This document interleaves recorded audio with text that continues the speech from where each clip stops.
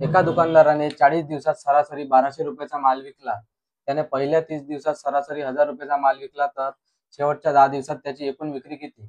Navi Mumbai police भरती 2024 ला आलेला प्रश्न मित्रांनो. आपलं सूत्र आहे सरासरी गुणिले एकूण संख्या बरोबर एकूण बेरीज. तर सगळ्यात पहिले 40 दिवसाचं किती दिलं आहे? सरासरी 1200. इथलं म्हणजे 1200 गुणिले दिवस किती आहे? 40. त्याची एकूण बेरीज किती ते 12 चौक 48. 0 लावून टाकायचे 1 2 3. म्हणजे टोटल 40 दिवसाची सरासरी झाली, बेरीज झाली 48,000 आणि त्याच्यातली 30 दिवसाची एकूण सरासरी मध्ये 1000 रुपये. सरासरी आहे 30 दिवसाची 1000 म्हणजे दिवस किती आहेत? 30. 30 एक 30.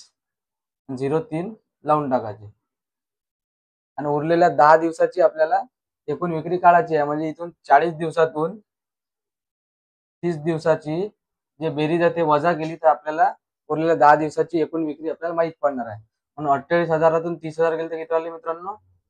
18,000. म्हणजे ऑप्शन क्रमांक ए 18,000 हेच आपला आन्सर असणार आहे मित्रांनो.